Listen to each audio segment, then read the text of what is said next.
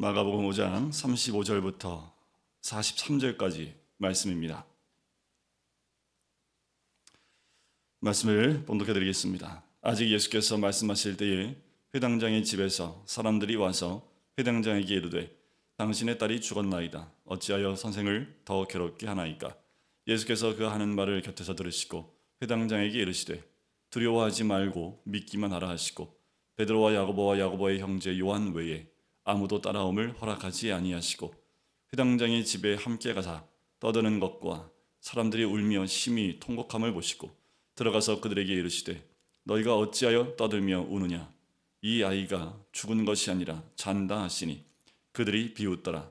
예수께서 그들을 다 내보내신 후에 아이의 부모와 또 자기와 함께한 자들을 데리시고 아이 있는 곳에 들어가사 그 아이의 손을 잡고 이르시되 달리다굼 하시니 번역하면 곧 내가 내게 말하노니 소녀야 일어나라 하심이라. 소녀가 곧 일어나서 걸으니 나이가 12살이라. 사람들이 곧 크게 놀라고 놀라거늘 예수께서 이 일을 아무도 알지 못하게 하라고 그들을 많이 경계하시고 이에 소녀에게 먹을 것을 주라 하시니라. 아멘. 오늘 본문의 말씀은 회당장 야이로와 그 죽은 딸을 살리신 예수 그리스도의 그 이적과 같은 사건이 오늘 본문의 말씀입니다. 예수님께서 배를 타고 가셨지요. 풍랑을 맞으셨습니다. 풍랑을 잠잠하게 하시고 그 건너편으로 건너갔습니다. 그 거라사라는 그 건너편, 때로는 가다라라고도 하는 그 지방에 가서 더러운 귀신 들린 사람의 그 귀신을 쫓아내시고 다시 배를 타고 떠났던 그 자리로 돌아옵니다. 그리고 그 배를 타고 돌아와 바닷가에 있을 때 많은 사람들이 그 소식을 듣고 또 몰려오지요. 그 가운데 한 사람이 더 와요. 그 사람을 이렇게 소개합니다. 회당장 중에 하나인 야이로라라고 소개를 해요. 당시에 회당을 관리하고 있는 사람이 회당의 장입니다. 그래서 회당장이라고 얘기를 하지요. 그리고 회당에서 이루어지는 예배와 그 모든 순서까지도 다 주관하고 또 계획도 하고 또 회당에 있는 모든 사업들을 주관하는 사람이 회당장입니다. 아무나 이 일을 맡지 못하지요. 회당장이라고 하면 바리새인 중에서도 특별히 덕망이 있고 또 이 일을 감당할 수 있는 사람에게 맡깁니다. 그렇다면 당시에 이렇게 생각해 보시면 어떨까요? 바리새인과 서기관들은 예수님과 적을 두고 그리고 척을 두고 있는 거지요. 그럼 어떻게 하면 예수님을 죽일 수 있을까? 이 의논을 이미 마가복음 3장에서 한 손 마른 자를 고친 사건 이후에 그 일들을 계획하고 있을 때입니다. 그렇다면 이 회당장이었던 이 사람이 예수님 앞에 나온다는 것은 결단코 쉬운 일이 아닙니다. 그냥 일반 바리새인도 아니고 회당의 장 정도 할 정도면 직책이나 여러 가지 부분에서 굉장히 높은 위치에 있는 사람인 것을 알 수 있습니다. 그 예수님에 대해서 별로 좋은 생각을 가지고 있지 않고 바리새인과 같은 맥락에 있는 사람이 아니고 또 바리새인들도 다 이 예수님을 배척하고 싫어한다는 것을 알아요. 그런데 이 회당장 야이로로 하여금 예수님께 와서 무릎을 꿇게 하는 이유가 있습니다. 그 이유가 뭘까요? 그의 외동딸인 그 12살 된 그 딸이 죽게 되었다라는 거예요. 이유를 몰라요. 그런데 고칠 수도 없어요. 그런데 아이가 시름시름 앓고 죽어가고 있는 거지요. 자기가 사랑하는 딸이 죽어가고 있는데 살릴 방법이 없는 거예요. 그런데 예수님에 대한 이야기를 들었겠지요. 예수님께서 죽은 자도 살리셨고 그리고 귀신도 쫓아내시고 질병을 고치신다라는 그 이야기를 이 회당장 야이로가 듣게 됩니다. 지금 이 야이로에게는 방법이 없습니다. 당장이라도 예수님 찾아가서 자기의 딸을 고쳐달라고 애원하는 수밖에 없습니다. 그 예수님을 모시고 와서 자기 딸을 살리는 방법 외에는 아무것도 없는 거지요. 다른 누가 무슨 얘기를 해도 틀리지가 않습니다. 자기의 딸을 살려야 하기 때문이지요. 여러분 한번 거꾸로 생각해 보세요. 이 회당장 야이로가 예수께 무릎을 꿇을 수밖에 없었던 건 뭘까요? 자기가 감당할 수 없는 사건입니다. 자기가 해결할 수 없는 사건이에요. 자기가 어떻게 할 수 없는 사건이 닥쳐오니까 자기의 모든 지위와 직책과 그런 것이 다 상관이 없습니다. 그 모든 것을 무릅쓰고 와서 예수님 앞에 무릎을 꿇는 거지요. 여러분 우리가 주님 앞에 나오는 것은 이와 같습니다. 여러분들 우리가 무엇인가 우리 스스로 통제하고 우리 스스로 무엇인가 내가 조절할 수 있으면 주님 앞에 기도하시겠습니까? 그런데 내가 할 수 있는 범위를 벗어나면 이건 방법이 없습니다. 하나님께 나올 수밖에 없는 거지요. 주님의 부르심은요, 내가 할 수 없는 일들이 터질 때 주님의 그 부르심의 소리가 들리는 거지요. 우리가 주님 앞에 무릎 꿇고 주님 앞에 나올 수 있는 사건들, 그 모든 사건들이 나로 하여금 어쩌면 풍랑과 같은 사건이고 우레소리와 같은 사건일지 모르겠지만, 그 사건으로 하여금 주님 앞에 나오게 하는 사건이라면 어쩌면 이 사건은 구원의 사건일 수 있습니다. 이 아이로는 그 딸이 괴로워하는 가운데 죽어가는 사건을 절대로 원치 않았겠지요. 그리고 이것이 개인적으로 생각했을 때 너무나 가혹한 사건이었을 겁니다. 그 인생 가운데 정말 원치 않은 가장 힘든 사건이었을 거예요. 하지만 결국 이 사건은 이로 하여금 예수님 앞에 나오게 하는 사건이 되어졌고, 예수님을 마음을 열고 맞이할 수 있는, 그리고 영접할 수 있는 사건이 되었다는 거지요. 세상 누구도 원치 않는 사건이지만 결국 이 사건은 주님이 우리를 부르시는 그 소리의 사건일 수 있다는 거지요.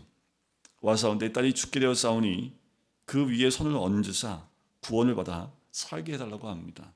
이 말씀에 그와 함께 가시지요. 큰 무리가 따라가며 애워쌉니다. 그런데 지금 급하게 이 야이로가 예수님 모시고 가는데 중간에 어떤 사건이 탁 들어옵니까? 혈루증 앓고 있는 한 여자가 갑자기 쑥 들어와요. 그 여인은 혈루증을 앓고 있기 때문에 사람들 주변에 들어오면 안 됩니다. 피를 흘리는 여인은 이 부정한 여인이기 때문에 사람들과 접촉해도 안 되고, 사람이 만지는 것을 만져도 안 되고, 사람들이 앉는 곳에 앉아도 안 돼요. 사람들이 모여 있는 곳에 가면 안 됩니다. 부정한 여인이기 때문에 주변에 그 여인과 접촉을 하면 안 돼요. 그런데 이 여인도 어떻게 해요? 12년 동안 이 혈루증으로 고생을 하면서 모든 것을 다 소비했습니다. 그런데 아무것도 이 여인에게 효용 있는 것이 없어요. 이 여인도 들은 게 뭡니까? 예수의 소문을 듣고 무릅쓰고 그 무리 사이로 와서 예수의 옷에 손을 댑니다. 왜냐하면 옷에 손만 대도 나음을 얻겠다라고 생각을 한 거지요. 이 여인의 믿음대로 이 여인이 혈루증이 멈추게 됩니다. 나음을 얻게 되는 거지요. 이 여인이 무서워하고 있을 때 주님이 그 여인을 바라보고 얘기하시지요. 34절에 보면 따라 내 믿음이 너를 구원하였으니 평안히 가라. 내 병에서 놓여 건강할지어다. 뭘 말씀하십니까? 내 믿음이 너를 구원하였다라는 것이요. 여러분들 예수의 소문은 다 듣습니다. 예수에 대한 말씀은 다 들어요. 예수에 대한 말씀을 듣지 않는 사람 이 당시에 아무도 없습니다. 그러니 수없이 많은 사람이 밀어오지요. 많은 병자들이 오지요. 많은 귀신 들린 사람들이 오지요. 그런데 중요한 건 뭡니까? 믿음이 있는 자는 치유함을 받고 또 믿음이 있는 사람은 귀신이 쫓겨남을 당해요.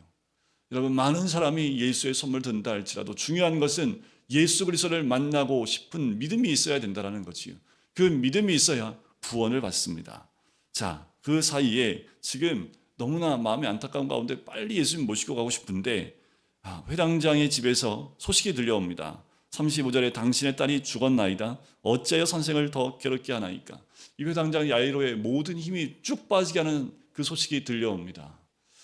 빨리 와서 예수님 고쳐줬으면 좋겠는데 그 가는 도중에 집에서 소식이 와요. 아이가 죽었다는 소식입니다. 여러분, 이 소식을 들으면 그 아버지의 마음이 어떨까요? 예수님이 곁에 계심에도 불구하고 이미 죽었고 이게 끝났다라는 이야기를 들었을 때 이제는 모든 것이 다 끝났다라고 생각이 들겠지요. 어쩌면 혈루증 여인보다 이 회당장 야이로에게 하나님은, 우리 주님은 더 큰 믿음을 요구하시는 것 같아요. 뭐라고 합니까? 36절에 그 말을 함께 들었던 예수님이 두려워하지 말라고 합니다. 뭐만 하라고요? 믿기만 하라라고 얘기를 해요. 이것이 주님의 음성입니다. 두려워하지 마십시오. 믿기만 하시면 됩니다. 이 땅에 수없이 많은 사람이 예수님에 대한 소식을 듣고 또 말씀을 듣습니다. 그렇다고 해서 그 말씀대로 살아가는 사람은 극히 드뭅니다. 그 소문에 따라 믿음대로 행하는 사람은 많지 않다라는 거지요.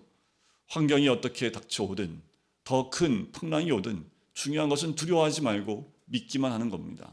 제자들이 왜 믿음이 작은 자들아 라고 너희는 어찌하여 믿음이 없느냐 라는 책망을 들었습니까?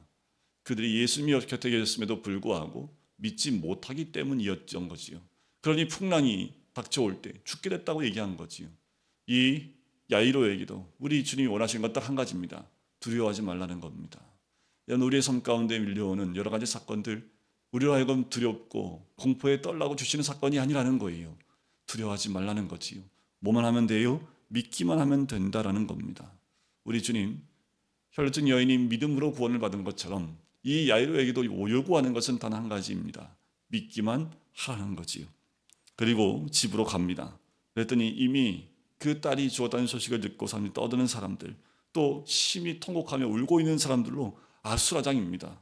그때 우리 주님 말씀하십니다. 선포하시지요. 어찌하여 떠들며 우느냐라는 거예요. 왜 일이 끝난 것처럼 그렇게 울고 떠느냐, 우느냐, 떠들느냐 라는 거예요. 이 아이가 죽은 것이 아니라는 거지요. 잔다라고 얘기를 합니다. 이 얘기를 했을 때 사람들이 웃어요. 왜요?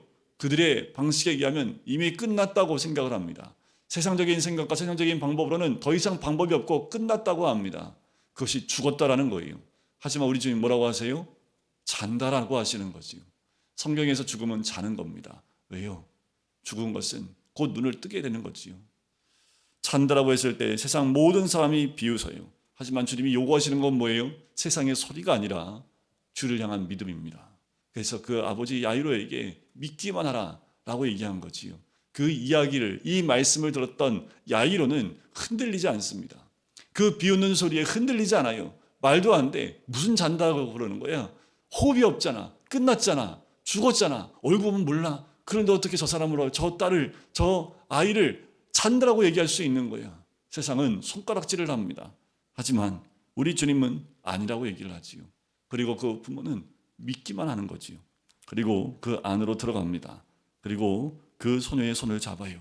그리고 하시는 말씀이 달리다굼이라고 얘기해요. 쿰은 일어나라는 뜻입니다. 히브리어로 당시에 아람어로 쿰은 일어나라.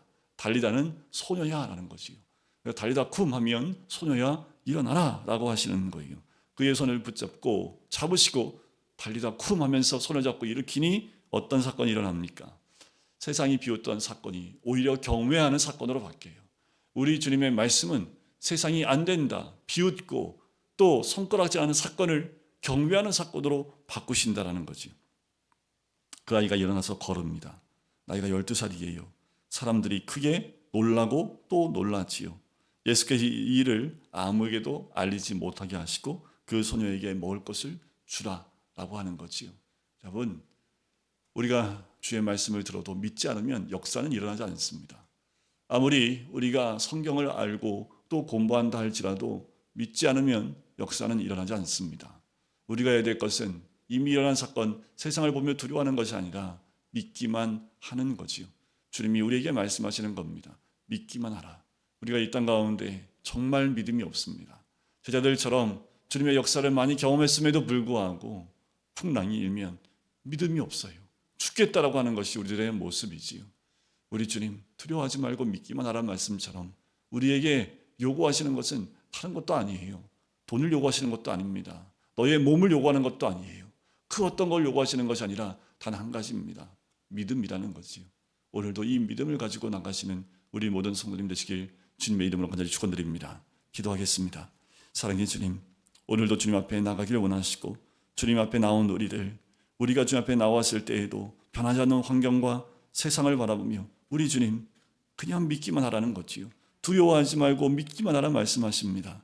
아버지 하나님, 우리의 눈을 다른 것에 돌리는 것이 아니라 오직 주님께만 집중하고 주님의 음성에 귀를 기울이고 주의 말씀을 믿고 순종할 때에 하나님의 역사가 일어나게 되는 줄 믿습니다. 오늘도 그 믿음 가운데 나가는 우리 한 사람 한 사람 될 수 있도록 축복하여 주시옵소서.